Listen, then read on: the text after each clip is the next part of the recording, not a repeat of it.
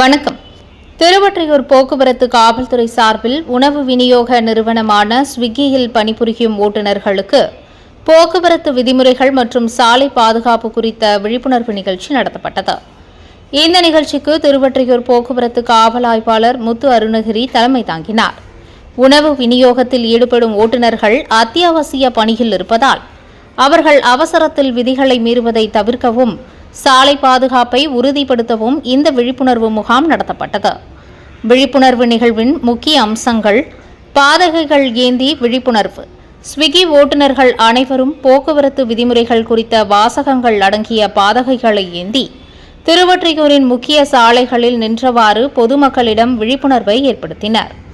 ஆய்வாளர் அறிவுரை: போக்குவரத்து காவல் ஆய்வாளர் முத்து அருணகிரி ஓட்டுநர்களிடம் நேரடி உரையாடல் மேற்கொண்டார். அப்போது அவர் சாலைகளில் எவ்வாறு வாகனத்தை இயக்க வேண்டும் என்பது குறித்து விரிவாக எடுத்துரைத்தார். மனித உயிர்களை காப்போம்.